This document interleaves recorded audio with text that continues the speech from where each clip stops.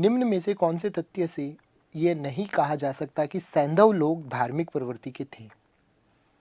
Option है, पुरा स्थलों से मूर्तियां प्राप्त हुई है, पुरा स्थलों से मंदिर प्राप्त हुए हैं, मोहनजोदड़ो से पुरोहित आवास मिला है, सभ्यता से लिंग, योनि और वृक्ष पूजा के प्रमाण मिले हैं। देखिए दोस्तों, सबसे पहले हम यहाँ देखते हैं, हमें जो सवाल पूछा गया है वो पूछा गया है सैंधव यानी सिंधु सभ्यता से। सिंधु सभ्यता अगर हम देखें, भारत की सबसे प्राचीन सभ्यताओं में से एक सभ्यता सिंधु सभ्यता मानी जाती है और सिंधु सभ्यता आद्य प्रागैतिहासिक काल में आती है।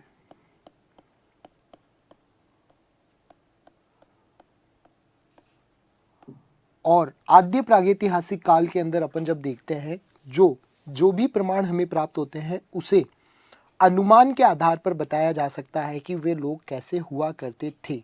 तो यहाँ जो हमें 4 ऑप्शन दिख रहे हैं, इन्हें हमें यहाँ पर यह समझना होगा कि इन्हें इन ऑप्शन के आधार पर पता किया जा सकता है या नहीं किया जा सकता है कि वो धार्मिक प्रवृत्ति के थे। तो पहले ऑप्शन पे जाते हैं, पुरा स्थलों से मूर्तियां प्राप्त हुई है। बिल्कुल, पुरा स्थलों से मूर्तियां हमें प्राप्त हुई है, जिसके आधार पर हम बता सकते हैं कि वो धार्मिक प्रवृत्ति के थे। सेकंड, पुरा स्थलों से मंदिर प्राप्त हुए हैं। देखिए दोस्तों, पुरा स्थलों से हमें कोई भी मंदिर प्राप्त नहीं हुआ है। यदि मंदिर प्राप्त नहीं हुआ है तो उस आधार पर हम कैसे कह सकते हैं कि वो धार्मिक प्रवृत्ति के थे? तीसरे ऑप्शन की तरफ, मोहनजोदड़ो से पुरोहित आवास मिला है। बिल्कुल, मोहनजोदड़ो से जो वृहद स्नानागार जैसी संरचना प्राप्त हुई है, उसके पास में ही हमें एक पुरोहित आवास के प्रमाण मिले हैं। तो ये भी सही होगा, ये भी सही होगा। सभ्यता से लिंग, योनि व वृक्ष पूजा के प्रमाण प्राप्त हुए हैं। बिल्कुल दोस्तों, सभ्यता से लिंग, योनि, वृक्ष पूजा के प्रमाण प्राप्त हुए हैं। तो इन ऑप्शन के आधार पर हमें वहाँ मंदिर प्राप्त नहीं हुए हैं, जिसकी वजह से ये कहा नहीं जा सकता कि वे लोग धार्मिक प्रवृत्ति के थे। तो यहाँ सही उत्तर होगा 2। कोई भी प्रकार का मंदिर प्राप्त ना होने के कारण हम नहीं बता सकते कि वो धार्मिक प्रवृत्ति के लोग थे। अगला सवाल, भारतीय आइंस्टीन किसे कहा जाता है? चरक, पतंजलि, आर्यभट्ट या नागार्जुन? जैसा कि आप चारों ऑप्शन में देख रहे हैं, चारों प्राचीन भारतीय के विद्वानों के नाम यहाँ पर आपके सामने देखने को मिले हैं, परंतु हमें पूछा गया है भारतीय आइंस्टीन किसे कहा जा रहा है। भारतीय आइंस्टीन अगर अपन जब देखते हैं तो इन चारों में से कहा जाता है नागार्जुन को। चारों ही बड़े विद्वान हैं, परंतु चारों ऑप्शन की तरफ अपन जब जाते हैं तो चरक आयुर्वेदाचार्य थे,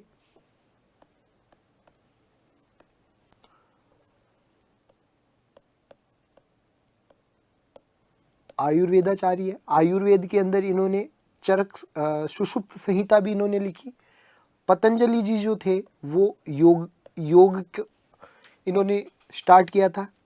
आर्यभट्ट जो थे वो गणित के अंदर बहुत बड़े विद्वान माने जाते हैं। भारतीय विद्वान जिन्होंने शून्य की खोज की थी वो आर्यभट्ट थे। और अब अपन बात करते हैं नागार्जुन के बारे में, जो अपना सही जवाब है। नागार्जुन जब अपन देखते हैं, कुषाण वंश के राजा, कुषाण वंश के राजा थे कनिष्क, जिन्होंने 78 ईस्वी के अंदर अपना शासन संभाला था। और कुषाण वंश के राजा कनिष्क के काल में हमें मिलते हैं नागार्जुन। नागार्जुन बड़े विद्वान थे और इन्होंने अपनी एक पुस्तक लिखी थी, माध्यसूत्र। माध्यसूत्र पुस्तक जो इन्होंने लिखी थी, उसमें इन्होंने एक सिद्धांत दिया था, सापेक्षता का सिद्धांत। सापेक्षता का सिद्धांत, और सापेक्षता का सिद्धांत जिसकी तुलना आइंस्टीन के द्वारा जो द्रव्यमान समतुल्यता का नियम दिया गया है, जिसको हम ज़्यादातर E बराबर mc² के हिसाब से भी जानते हैं, सापेक्षता के सिद्धांत की तुलना इसी सूत्र से की गई। इसीलिए भारत का आइंस्टीन जो कहा जाता है वो नागार्जुन को कहा जाता है। तो यहाँ पर हमारा सही उत्तर हो जाएगा 4 नंबर नागार्जुन। अगला सवाल, निम्न में से किस कानून को काला कानून कहा गया है? ऑप्शन आपके सामने है, Pitt's India act, regulating act, 1909 अधिनियम, रॉलेट एक्ट। तो देखिए, ब्रिटानिया हुकूमत के अंदर जब हम देखते हैं ये चारों जो एक्ट बताए गए हैं वो ब्रिटानिया हुकूमत के द्वारा भारत के ऊपर भेजे गए थे, भारत के लिए भेजे गए थे। उसमें पीट्स इंडिया एक्ट अपन जब देखते हैं तो पीट्स इंडिया एक्ट जो था उसे काला कानून नहीं कहा जाता। रेगुलेटिंग एक्ट जिसमें जो भारत के अंदर 1773 के अंदर आया था और इसमें कई भारत में प्रशासनिक सुधार किए गए थे, जैसे सुप्रीम कोर्ट की भी जो स्थापना की गई थी रेगुलेटिंग एक्ट के तहत की गई थी, तथा बंगाल के अंदर जो द्वैध शासन था उसे भी समाप्त कर दिया गया था और कई प्रशासनिक सुधार इसके अंदर रेगुलेटिंग एक्ट के तहत किए गए थे, इसलिए इसे काला कानून नहीं कहा जा सकता। 1909 अधिनियम, 1909 अधिनियम जो था वो मार्ले मिंटो सुधार के नाम से भी जाना जाता है।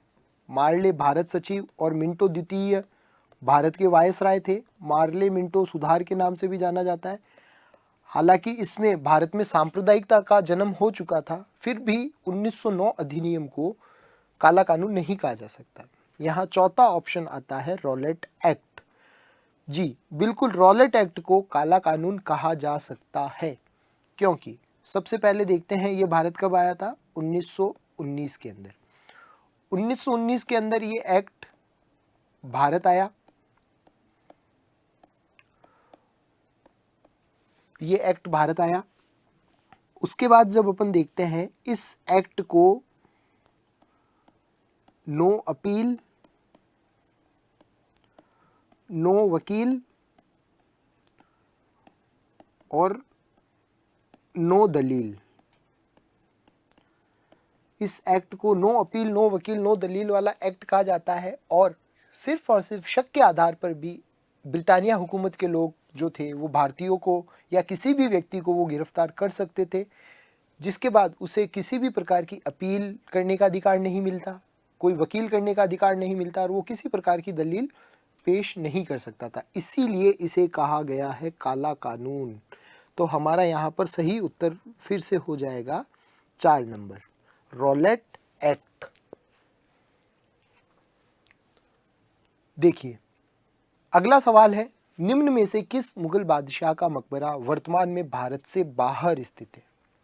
बाहर इन द सेंस कि भारत में स्थित नहीं है, किसी अन्य जगह पर स्थित है, भारत के बाहर फॉरेन के अंदर स्थित है, विदेश में स्थित है।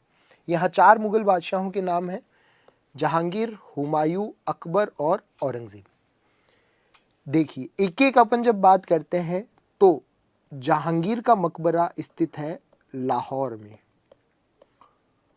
हुमायूं का मकबरा स्थित है दिल्ली में, अकबर का मकबरा स्थित है सिकंदरा में, सिकंदरा वर्तमान यूपी के अंदर है, औरंगजेब का मकबरा है दौलताबाद के अंदर, दौलताबाद औरंगाबाद के पास में ही स्थित है, जहां प्रसिद्ध सूफी संत बुरहानुद्दीन फ़कीर की कब्र के पास में ही उनके शिष्य औरंगजेब को दफनाया गया था। तो तत्कालीन भारत के अंदर तो चारों शहर ही भारत में थे, परंतु वर्तमान स्थिति के अंदर जब देखते हैं लाहौर देश पाकिस्तान के अंदर स्थित है। लाहौर शहर देश कौन सा है? पाकिस्तान। इसलिए जब अपन देखते हैं इसका सही उत्तर होगा जहांगीर, जिसका मकबरा लाहौर पाकिस्तान के अंदर स्थित है, तो इसका सही उत्तर हो जाएगा 1 नंबर।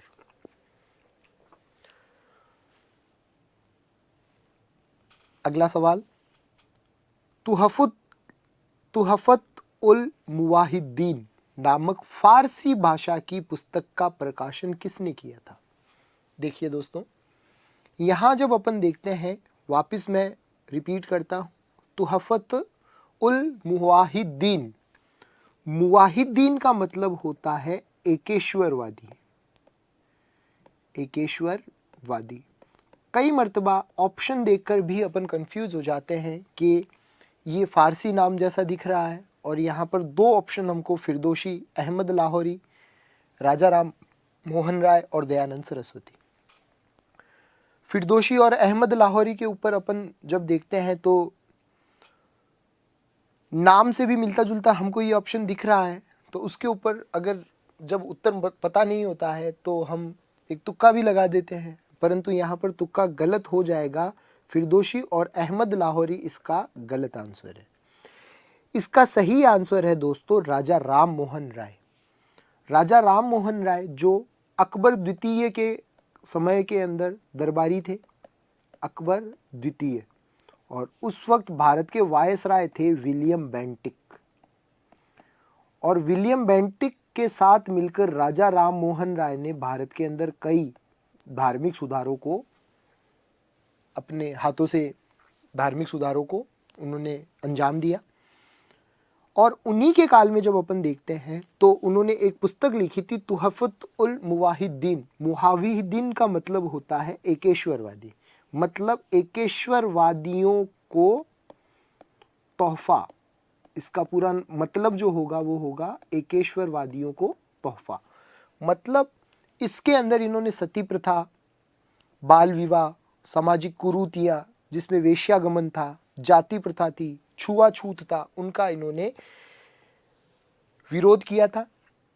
और इस पुस्तक का नाम इन्होंने फारसी भाषा के अंदर इन्होंने पुस्तक लिखी थी और उसका नाम रखा गया था तुहफतुल मुवाहिद्दीन। यानी इसका सही आंसर जो होगा वो होगा 3 नंबर राजा राम मोहन राय। अगला सवाल, भारतीय संविधान सभा में संविधान का प्रारूप किसने पेश किया? बड़ा अच्छा सवाल है। यहां अपन जब देखते हैं 4 option, M Jayakar, B N Rau, B R Ambedkar और राजेंद्र प्रसाद। यहां सही अगर अपन जब देखते हैं तो अक्सर देखा जाता है कि भारतीय प्रारूप समिति को इससे जोड़ दिया जाता है। भारतीय संविधान सभा की प्रारूप समिति जिसका गठन 29 अगस्त 1947 को किया गया था। प्रारूप समिति जिसका गठन 29 अगस्त 1947 को किया गया था,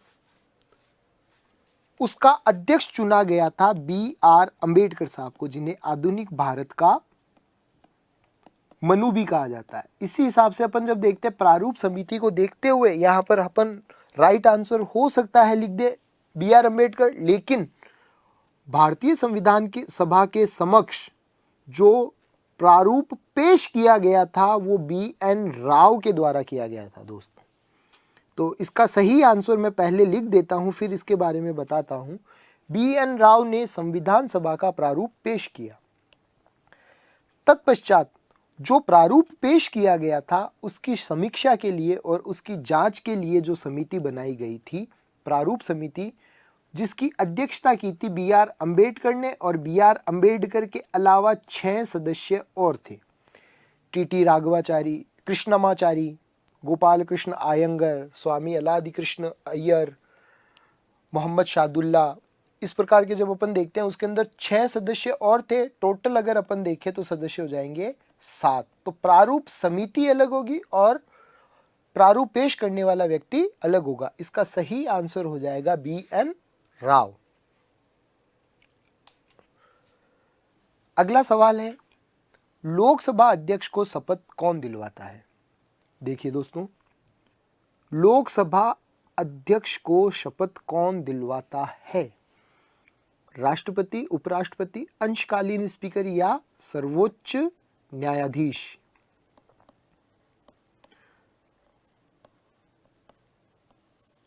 यहां जब अपन देखते हैं तो राष्ट्रपति, उपराष्ट्रपति, अंशकालीन स्पीकर और सर्वोच्च न्यायाधीश। यहां देखिए, लोकसभा, जब नवीन लोकसभा का गठन होता है तो लोकसभा स्पीकर के पद की कोई भी शपथ का उल्लेख नहीं किया गया है, और लोकसभा स्पीकर जो होता है वो लोकसभा सांसद के रूप में शपथ लेता है। लोकसभा सांसद के रूप में शपथ लेता है। पहले उसका कोई भी शपथ का उल्लेख लोकसभा अध्यक्ष के रूप में नहीं किया गया है। किस रूप में शपथ लेगा? लोकसभा सांसद के रूप में। और लोकसभा सांसदों को जो शपथ दिलवाई जाती है वो दिलवाई जाती है अंशकालीन स्पीकर के द्वारा। अंशकालीन स्पीकर के द्वारा। अंशकालीन स्पीकर जो होगा वो उन्हें शपथ दिलवाएगा। तो यहां पर जब अपन देखते हैं तो राष्ट्रपति, उपराष्ट्रपति, अंशकालीन स्पीकर और सर्वोच्च न्यायाधीश, तो यहां पर अपन जब देखेंगे तो राइट आंसर होगा अंशकालीन स्पीकर। ये सवाल और तरीके से भी पूछा जा सकता है, शायद ऑप्शन के अंदर आपको ये भी देखने को मिल जाए कि लोकसभा अध्यक्ष सांसद के रूप में ही शपथ लेता है, तो वो भी इसका राइट आंसर होगा। लेकिन यहाँ अकॉर्डिंग टू ऑप्शन सही उत्तर होगा 3 नंबर, अंशकालीन स्पीकर। अगला सवाल है, वह व्यक्ति जो भारत के राष्ट्रपति, उपराष्ट्रपति तथा सर्वोच्च न्यायालय के मुख्य न्यायाधीश के पद पर रह चुका है। 4 ऑप्शन आपके सामने है, वीवी गिरी साहब, एम हिदायतुल्ला, बीडी जत्ती, रामास्वामी वेंकटरमन। यहां जब अपन देख रहे हैं चारों व्यक्ति जो है वो राष्ट्रपति पद पर रह चुके हैं। सबसे पहली बात, राष्ट्रपति पद पर चारों व्यक्ति रह चुके हैं। अब सवाल अपने पास में, उपराष्ट्रपति व चीफ जस्टिस ऑफ इंडिया के पद पर भी इनमें से कौन रह चुका है? वीवी गिरी साहब सीजीआई नहीं रहे। एम हिदायतुल्ला, इसका सही उत्तर होगा एम हिदायतुल्ला। देखिए, जब जाकिर हुसैन साहब की मृत्यु होती है, भारत के राष्ट्रपति जाकिर हुसैन, उस वक्त भारत के वाइस प्रेसिडेंट जो है वो है वीवी गिरी। जब जाकिर साहब की मृत्यु हो रही है तब, और चीफ जस्टिस ऑफ इंडिया,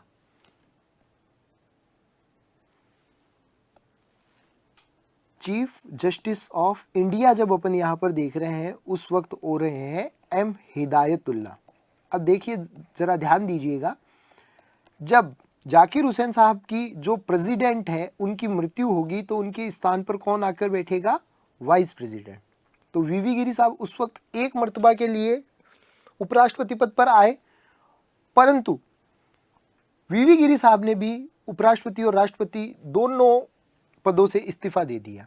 जब जाकिर हुसैन मरे तो प्रेसिडेंट की कुर्सी पर कौन गए? वीवी गिरी, पर दोनों कुर्सियों से इन्होंने इस्तीफा दे दिया। तब भारत के चीफ जस्टिस ऑफ इंडिया को भारत का राष्ट्रपति पद पर बैठाया गया, कार्यकालिक, यानी राष्ट्रपति पद पर भी बैठ रहे हैं और चीफ जस्टिस ऑफ इंडिया के पद पर भी बैठ रहे हैं, और बाद में इन्हें एक पूरा कार्यकाल दिया गया था वाइस प्रेसिडेंट के रूप में। तो इसका सही आंसर जो होगा वो होगा एम हिदायतुल्ला, 2 नंबर। देखिए, वापस मैं बता देता हूं, पहले प्रेसिडेंट जाकिर हुसैन, उनकी जगह पर गए वीवी गिरी साहब। वीवी गिरी साहब के बाद में जब अपन देखते हैं उन्होंने भी इस्तीफा दे दिया, तो एम हिदायतुल्ला जो कि सर्वोच्च न्यायालय के मुख्य न्यायाधीश थे, वो जाएंगे प्रेसिडेंट की पोस्ट पर, यानी चीफ जस्टिस ऑफ इंडिया, और प्रेसिडेंट की पोस्ट यहाँ पर मिली है। और उसके बाद में एक इन्हें पूरा कार्यकाल दिया गया था उपराष्ट्रपति के रूप में। किस रूप में? उपराष्ट्रपति के रूप में, यानी तीनों पदों पर बैठने वाले कौन हो जाएंगे? एम हिदायतुल्ला। सही आंसर है 2 नंबर, एम हिदायतुल्ला। भारतीय संविधान के संविधान संशोधन की प्रक्रिया किस देश से अपनाई गई है? बड़ा अच्छा सवाल है। ऑप्शन है आयरलैंड, दक्षिण अफ्रीका, संयुक्त राज्य अमेरिका या ब्रिटेन। यहां अपन जब देखते हैं तो भारतीय संविधान में कई प्रावधान जो है वो अन्य देशों के संविधान से लिए गए हैं। यहां सही आंसर होगा दोस्तों दक्षिण अफ्रीका। चारों देशों के बारे में मैं आपको बता देता हूं। आयरलैंड से लिए गए थे नीति निर्देशक तत्व, नीति निर्देशक तत्व। दक्षिण अफ्रीका से, जैसा कि सवाल में ही है और मैंने सही उत्तर बताया आपको, संविधान संशोधन की प्रक्रिया भी जो अपनाई गई थी वो कहां से अपनाई गई थी? दक्षिण अफ्रीका से। संयुक्त राज्य अमेरिका, यहां से जब अपन देखते हैं तो हालांकि 2-3 प्रावधान लिए गए थे, परंतु मुख्य रूप से यहां से मौलिक अधिकारों वाला प्रावधान लिया गया था। और जब ब्रिटेन की बात करते तो ब्रिटेन से लिया गया था संसदीय प्रणाली।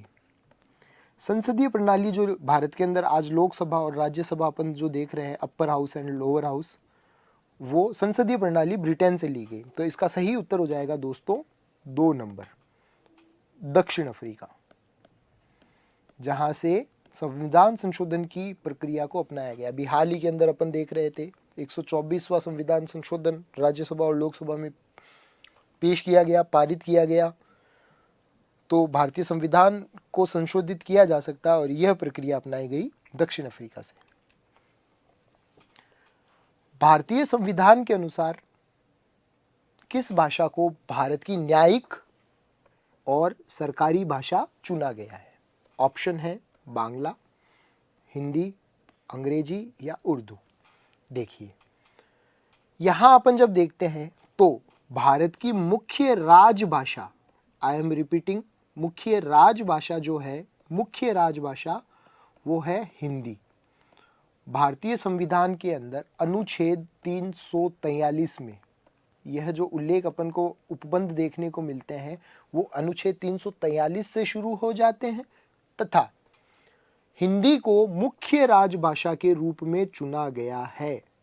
परंतु अन्य अनुच्छेदों में अगर अपन जब देखते हैं, एक अनुच्छेद आता है 345। 345 के अंदर उन क्षेत्रों का उल्लेख किया गया है जिनमें हिंदी का प्रचार प्रसार नहीं था। इसीलिए 345 में कहा गया कि जब तक हिंदी का प्रचार प्रसार संपूर्ण भारत में नहीं हो जाता तब तक अंग्रेजी भाषा, आंग्ल भाषा को न्यायिक तथा सरकारी भाषा के रूप में चुना जाता है। न्यायिक और सरकारी भाषा के रूप में कौन सी भाषा हो जाएगी दोस्तों? अंग्रेजी भाषा हो जाएगी। हालांकि अपन न्यायालय के अंदर देखते हैं कई उर्दू के शब्द भी अपन को देखने को मिलते हैं, परंतु जो ऑफिशियल तौर पर जो भाषा, न्यायिक भाषा और सरकारी भाषा दी गई है वो भाषा कौन सी हो जाएगी? अंग्रेजी। तो यहाँ पर सही उत्तर होगा दोस्तों 3 नंबर, आंग्ल भाषा। आंग्ल भाषा, बिल्कुल इसका सही उत्तर आपके सामने है, आंग्ल भाषा। नेक्स्ट, विश्व की सबसे ऊंची इमारत कौन सी है? 4 ऑप्शन आपके सामने हैं। बुर्ज खलीफा दुबई, स्काई स्क्रैपर चीन, इंपीरियल टावर मुंबई या वर्ल्ड ट्रेड सेंटर न्यूयॉर्क। यहाँ जब अपन देखते हैं तो सही उत्तर होगा दोस्तों 1 नंबर, बुर्ज खलीफा। बुर्ज खलीफा जब अपन देखते हैं दुबई में स्थित है, जिसे पहले बुर्ज दुबई के नाम से भी जाना जाता था और उसकी ऊंचाई 828 मीटर, लगभग कितनी आ रही है दोस्तों? 828 मीटर, जो वर्तमान में विश्व की सबसे ऊंची इमारत हो जाएगी। स्काई स्क्रैपर के बारे में बताया गया। देखो दोस्तों, बुर्ज खलीफा को ही स्काई स्क्रैपर कहा जाता है, परंतु यहाँ पर आगे अपन देख रहे हैं चीन का नाम दिया गया है, इसलिए ऐसी कोई बिल्डिंग नहीं होगी। इंपीरियल टावर मुंबई, ये भारत की सबसे ऊंची इमारत है, भारत की, ना कि विश्व की। वर्ल्ड ट्रेड सेंटर काफ़ी सुर्खियों में रहा था, जिसके ऊपर आतंकवादी हमला भी हुआ था, परंतु वो विश्व की ऊंची इमारत नहीं है। इसका सही आंसर होगा 1 नंबर, बुर्ज खलीफा दुबई। अगला सवाल, विश्व में सर्वाधिक मछली पकड़ने वाला देश। देखिए यहाँ पर गौर फरमाइएगा, मछली पकड़ने वाला देश, पकड़ने वाला देश, ना कि प्रोडक्शन करने वाला। अगर आपसे पूछा जाता प्रोडक्शन करने वाला तो कोई दूसरा ही देश होता। यहाँ पर पूछा गया है मछली पकड़ने वाला देश। पहले इसका सही आंसर मैं आपको बता देता हूँ, इसका सही आंसर है चीन, 4 नंबर। अब देखिए यहाँ पर वर्ड आया प्रोडक्शन। अब मछलियों का प्रोडक्शन कैसे किया जाता है? जब अपन देखते हैं कि विश्व के नक्शे में बीचों बीच में 0 डिग्री भूमध्य रेखा है, 0 डिग्री भूमध्य रेखा है, 23.5 डिग्री के ऊपर कर्क रेखा आती है जो उत्तर में है, और इस साइड में अपन जब देखते हैं तो 23.5 डिग्री के ऊपर मकर रेखा आती है,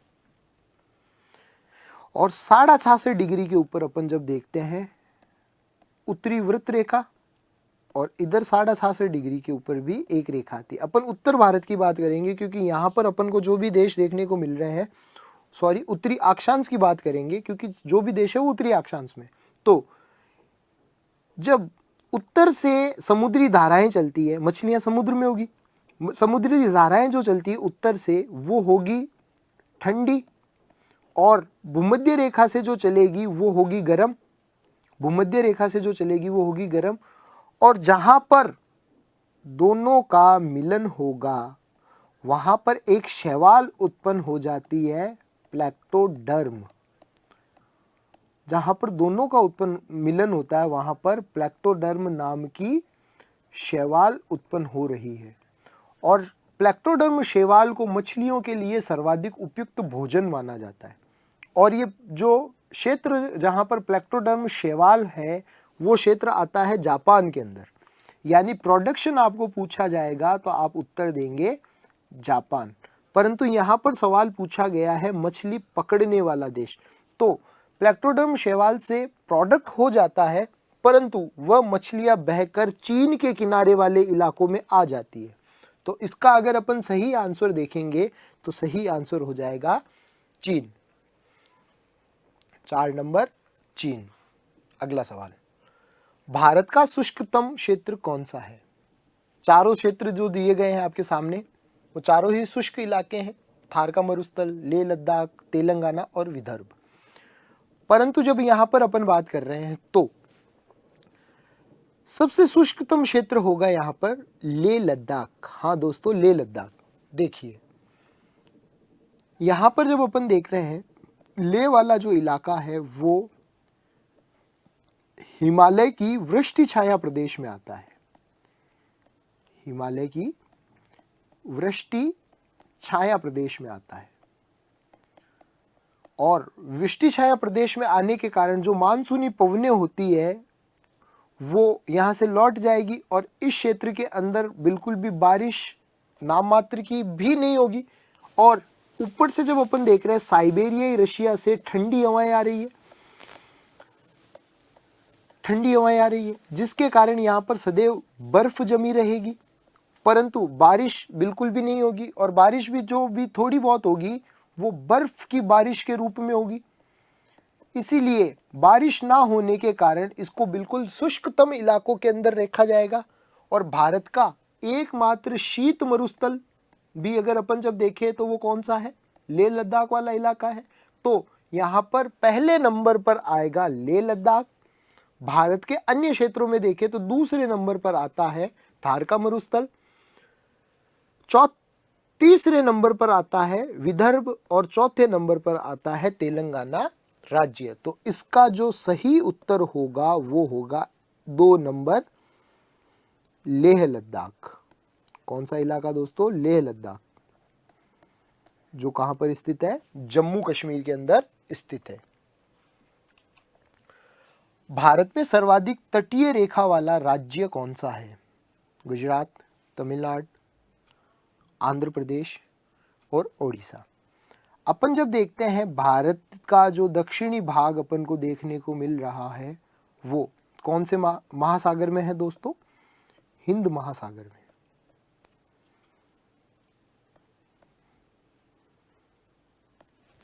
हिंद महासागर। और हिंद महासागर को भी 2 भागों में अरब सागरीय, अरब सागर और बंगाल की खाड़ी में बांटा गया है। बंगाल की खाड़ी में बांटा गया है दोस्तों,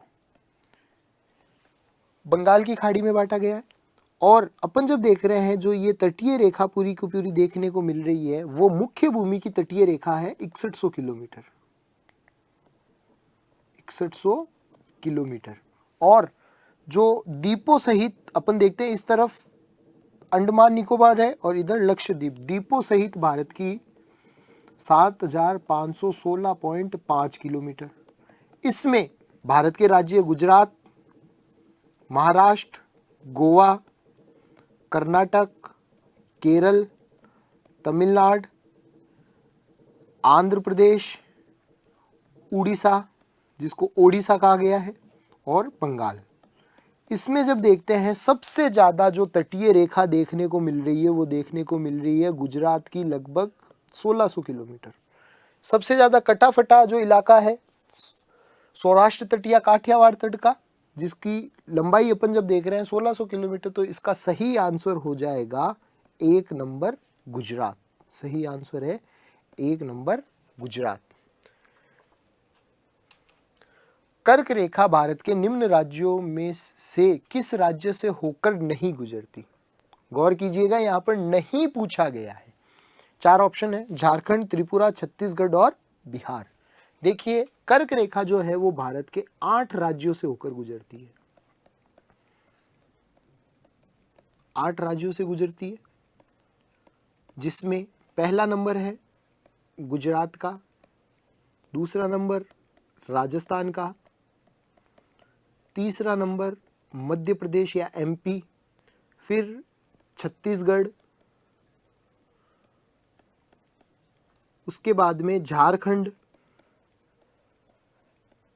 झारखंड से ये जाती है बंगाल की तरफ, और बीच में कुछ इलाका, पूरा ही इलाका आ जाता है बांग्लादेश का।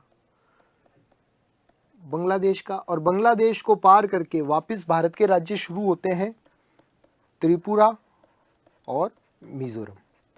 8 राज्य आपके सामने यहाँ पर बताए गए हैं, गुजरात, राजस्थान, मध्य प्रदेश, छत्तीसगढ़, झारखंड, बंगाल, त्रिपुरा और मिजोरम। अब आप देख सकते हैं इनमें कौन सा राज्य जो है एक्स्ट्रा आ रहा है। झारखंड इस लिस्ट के अंदर है, त्रिपुरा इस लिस्ट के अंदर है, छत्तीसगढ़ इस लिस्ट के अंदर है, और नहीं आ रहा है तो बिहार। तो सही आंसर क्या होगा? बिहार। 4 नंबर, 1 रुपए के नोट पर किसके हस्ताक्षर होते हैं? वित्त मंत्री, आरबीआई गवर्नर, वित्त सचिव या नीति आयोग के अध्यक्ष। देखिए, जो नोट करेंसी है, नोट करेंसी के अंदर सबसे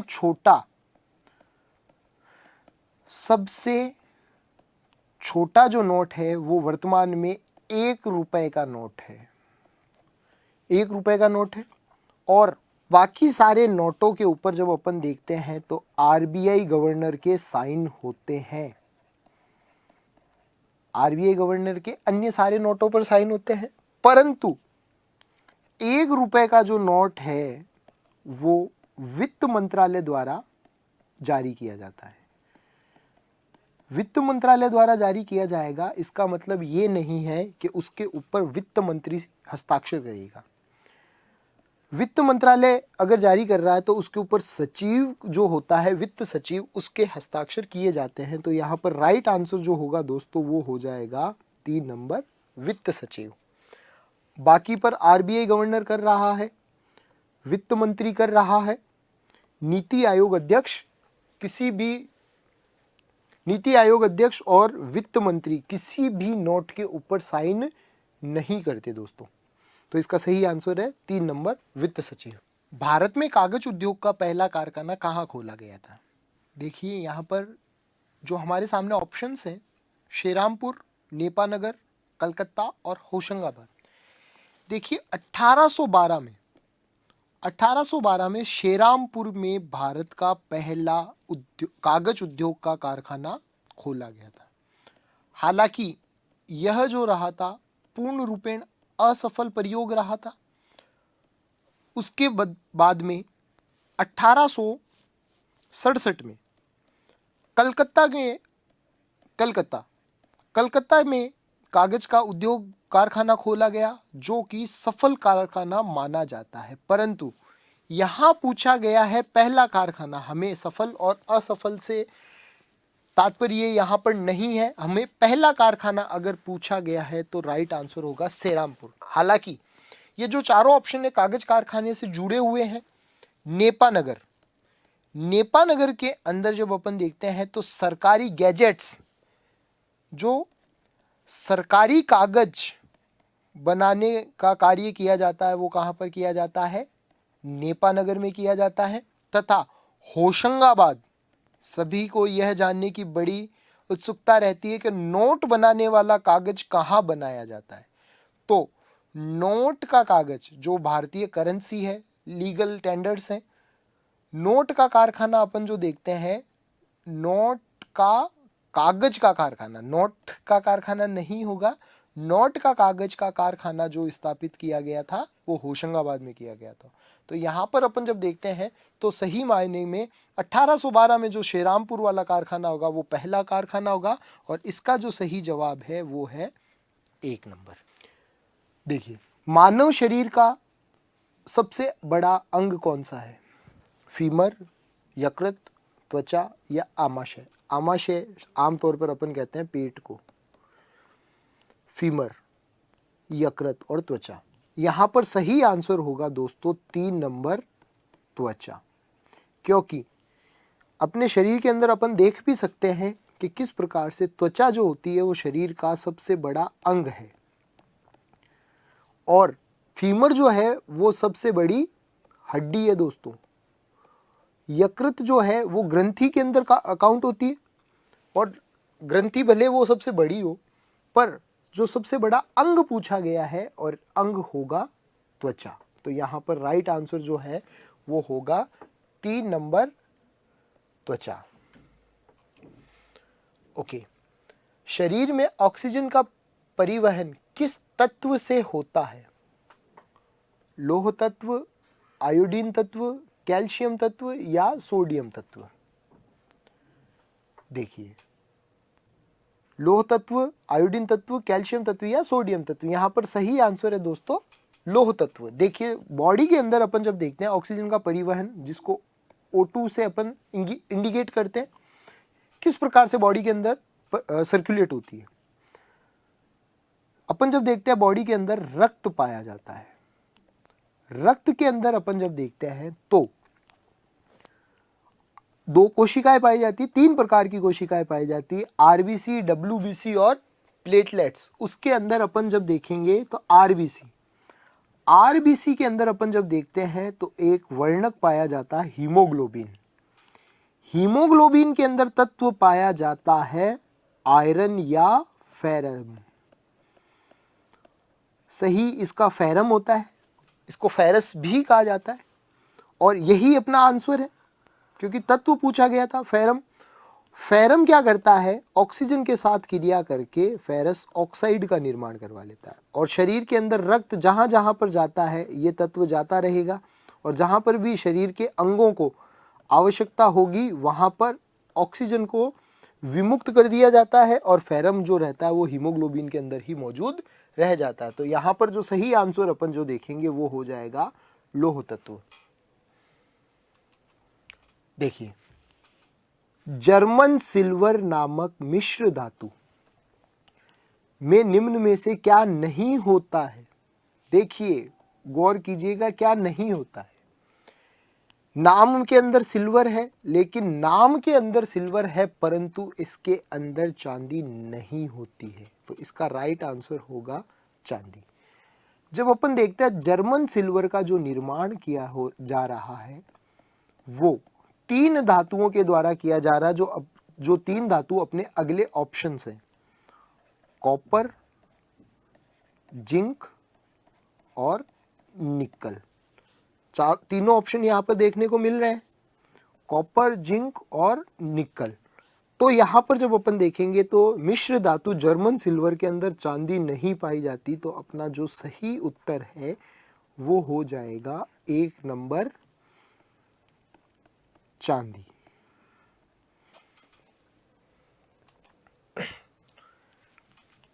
कुछ सामान्य जानकारी के अंतर्गत करंट अफेयर को भी अपन देखते हैं। हाल ही में आयोजित प्रो कबड्डी लीग 6 की विजेता टीम कौन सी रही है? ऑप्शन है Gujarat Fortune giants, Patna pirates, Bengaluru bulls और यूपी योद्धाज। यहां सही आंसर है दोस्तों गुजरात फॉर्चून जायंट, सॉरी, यहां पर सही आंसर है दोस्तों बेंगलुरु बुल्स। सही उत्तर हो जाएगा बेंगलुरु बुल्स।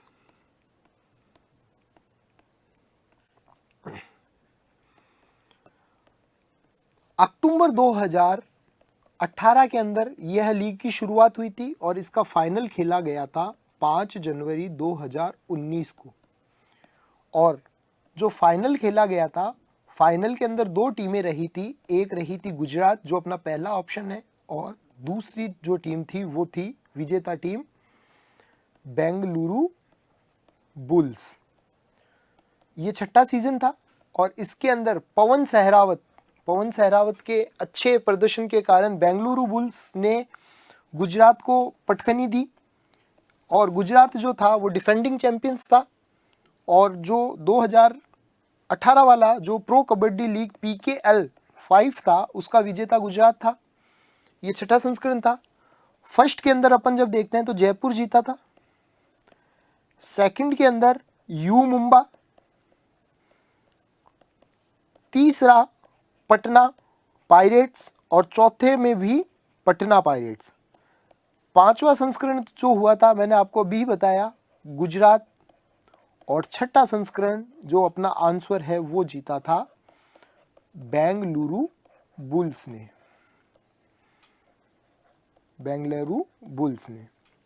तो इसका सही आंसर जो है दोस्तों वो हो जाएगा बेंगलुरु बुल्स। 3 नंबर। हाल ही में आयोजित बॉर्डर गावस्कर ट्रॉफी खेली गई में man of the series award किसे दिया गया? ऋषभ पंत, जसप्रीत बुमराह, चेतेश्वर पुजारा या टिम पेन? अपन जब यहाँ पर देखते हैं दोस्तों, चारों ही बहुत अच्छे खिलाड़ी है।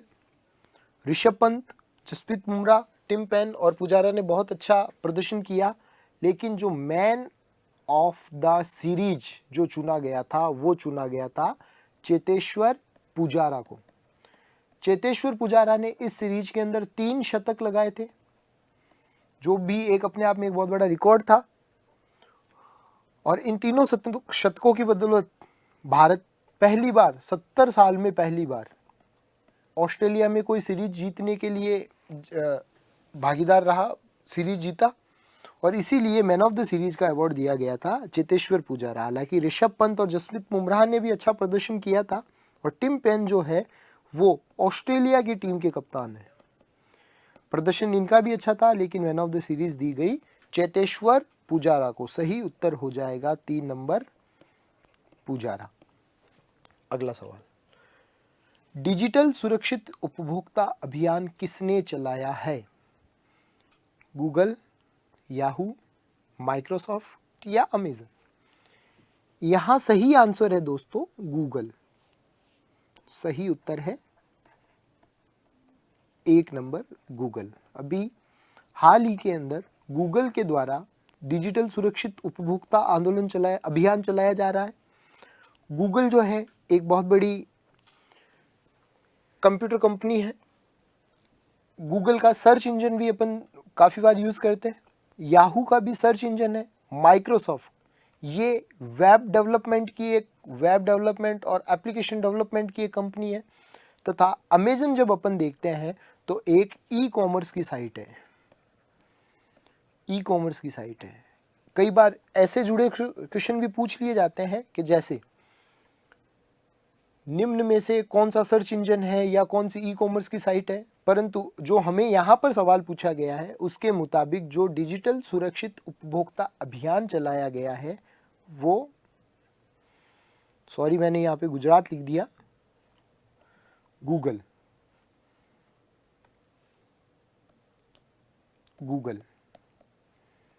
किसके द्वारा चलाया गया? गूगल के द्वारा।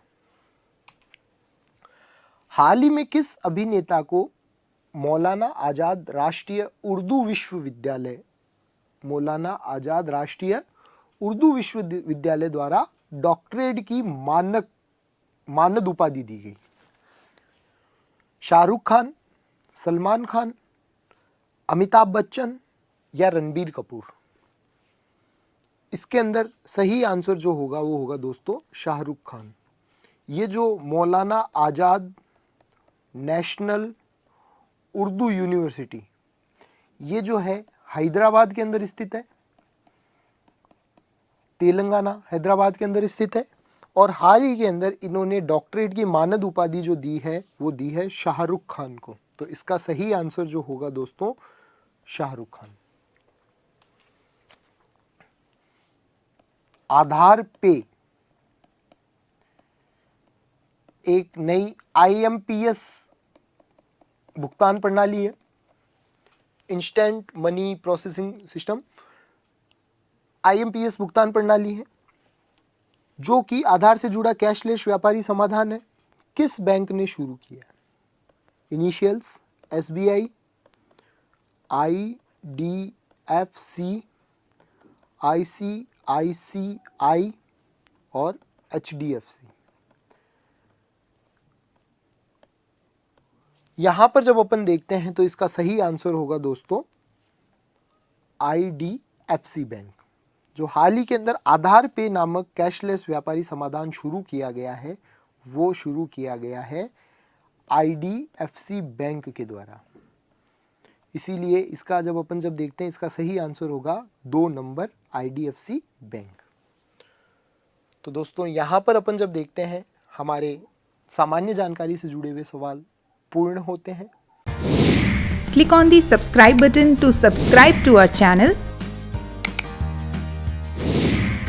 Press the bell icon on the YouTube app and never miss another update.